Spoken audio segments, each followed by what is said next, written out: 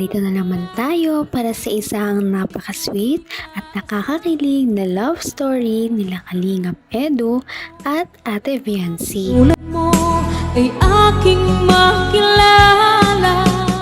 Sa pagpapatuloy ng ating video ay nakarating na nga si Kalingap Edu at Viancy sa island na kanilang pupuntahan. Ito nga ang kanilang day 3 sa Palawan kasama ang iba pang Kalingap team at Kalingap love teams. Nakikita natin kung gaano kamaalaga si Kalingap Edu kay Viancy dahil noong nasa speedboat sila ay talagang basang-basa si Viancy dahil sa lakas ng hangin at tubig.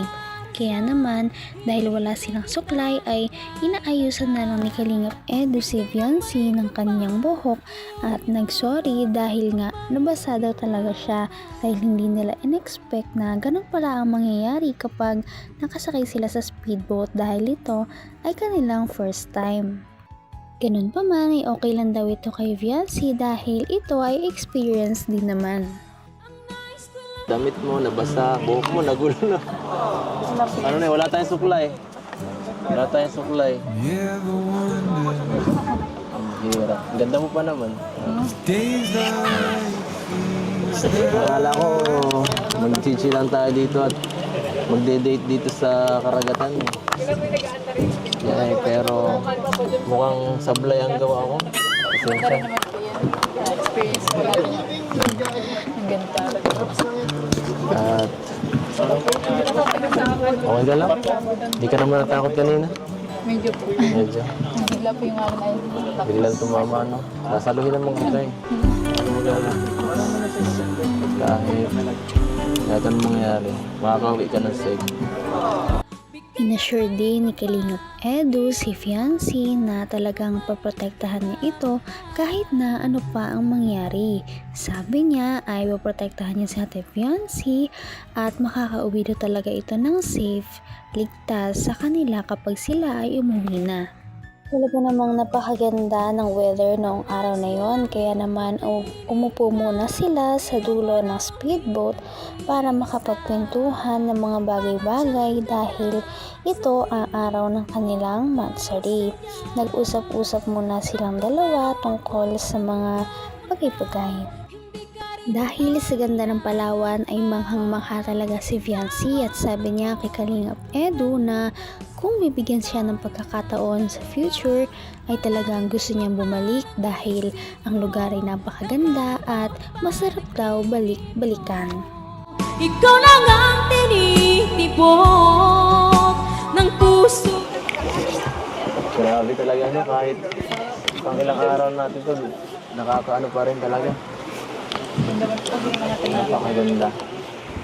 Ito, ano masasabi mo dito sa experience na to? Sobrang ganda po. Parang gusto ko bumalik-balik dito. So, maling-maling. Sa bagay, kahit sino naman eh. Oh. Ano masasabi mo dito sa experience na to? Sobrang ganda po. Parang gusto ko bumalik-balik dito. So, maling-maling. Sa bagay, kahit sino naman eh. Basta siyempre, kasama mo ang mga... Siguro sunod, mas maganda akong kasama ang family. Kasama rin sana ako.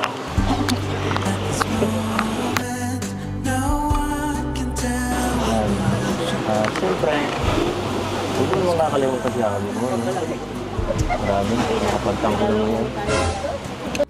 Sabi ni Kalingap Edu ay totoo nga, maganda nga daw talagang bumalik-balik doon sa lugar na yon dahil nga sa napakagandang tanawin na mayroon doon.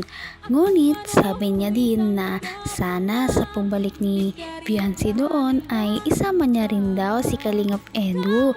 Sabi niya wag daw niyang kakalimutan si Kalingap Edu. Wag daw kakalimutan ang kanyang hobby. Hobby nga ang sabi ni Kalingap Edu dahil ito ang tawag sa kanya ni Viancy kapag sila daw ay nag-chat. At wifey naman ang tawag niya kay Viancy. Napaka-sweet naman talaga ng dalawang ito. Napansin naman ni Kalingap Edu ang damit ni Viancy dahil Ito ay parang hindi pang swimming, ngunit ito daw ay pang swimming, sabi ni Viancy. Talaga namang sadya lang daw itong napakaganda. At bumagay din naman kay Viancy dahil siya ay maganda rin. Ay, nag-enjoy na. Daming ano dito. Daming tao pala dito. Pero, sobrang ano. Mamaya, ano yan? Nakadamit ko ng pang ano. Ah, hindi, pansinin ba yan? Opo, binigay po. Parang ko, pang ano yun. Parang, Nakaano nga lang po sana to. pang ano yun na, hindi, Ganito pa nga lang ito kasi. parang hindi naman yung pang ganito eh. Sabi ko sa'yo, ano mo, yung binili natin, ganito lang. Tara, mamaya siguro punta tayo doon, picture tayo. Para may ano naman tayo, may madalang alaala tayo. May makapakita tayo sa mga family mo. Pagkatapos noon ay sinabi ni Kalingap Edu na mamaya daw ay maglalakad-lakad sila doon sa isla at hindi alam ni Ate Viancy na mayroon niyang surprise noong araw na yon si Kalingap Edu para sa kanya na sure na hindi niya makakalimutan. Ngunit, bago tayo magtungo doon ay biglang may pasabog talaga si Kalingap Edu. Talaga namang ginastosan niya ang kanyang monthly. Ito ay dahil nagpabili talaga siya ng isang champagne na talaga namang na-enjoy nilang dalawa kahit bago pa lang ito sa panlasa ni Ate Viancy. Uminom muna sila at nag-usap-usap bago bumaba ng boat. Kuya Olives, pwede pakiano champagne? Pwede makahingi kami dito?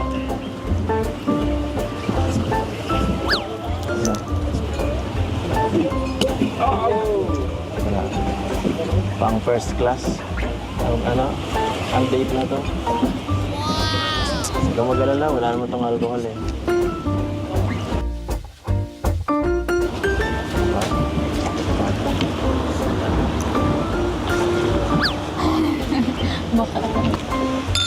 Happy Mansari. Nice to. Ano natin? Ha? Alak po. Hindi naman, lasang ano lang, soft drinks. Lasang soft drinks lang. Wala tong alak. Nagulat nga si Viancy dahil akala niya ay alak daw itong dinala ni Kalingap Edu. Ngunit sabi naman ni Kalingap Edu na safe ito dahil wala daw itong alcohol. Lasang soft drinks lamang daw. Ngunit sinabi lang yon ni Kalingap Edu para naman hindi kabahan si Viancy. Dahil masarap naman daw talaga ang lasa ng champagne. Pagkatapos noon ay uminom na nga si Viancy at Kalingap Edu ng champagne. Talaga namang big time na ang kanilang monthly ngayon na sumisikat na talaga sila. Sabi ni Kalingap Edu na ngayon niya lang din daw naranasan na magbigay o maghanda ng champagne para sa isang babae na kanyang minamahal. Kaya naman napaka-unique talaga ng celebration na to. Sandwich lang mo. Wala. Ang bongga, no? Saya ko lang ginawa to.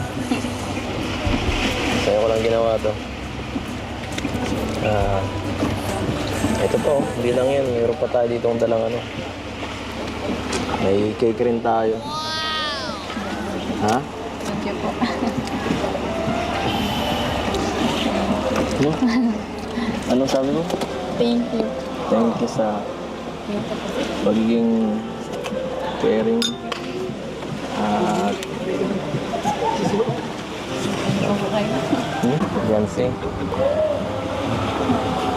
Salamat na. Dahil sa siyempre, dahil sa'yo naging mas ako nakakatawa kasi Napakaswerte talaga ni Viancy kay Kalingap Edu dahil talagang napaka-effort niyang lalaki. Bukod dito ay hindi rin talaga matatawaran ang pagmamahal ng mga supporters nila sa kanila dahil meron na namang nagpadala sa kanila ng cake para naman meron silang makain sa kanilang celebration ng kanilang monthsary. Pagkatapos noon ay pinagpatuloy lamang nila ang pag-inom ng champagne at tinabi muna ang cake. Pagkatapos noon ay pupunta na nga sila sa isang isla na nandoon ang surprise ni Kalingap Edu. Ano kaya ang surprise na inihanda ni Kalingap Edu? Talaga namang na-excite na ang lahat ng mga viewers kung ano nga ba ito. Kaya naman, sana ipatuloy natin silang suportahan at mahalin si Viancy, si Kalingap Edu at ang Kalingap team. Yun lamang at maraming salamat sa panonood. Abangan natin kung magkakatuluyan ba talaga si Kalingap Edu at Viancy. Hanggang sa muli. Bye! Ngayon'y abot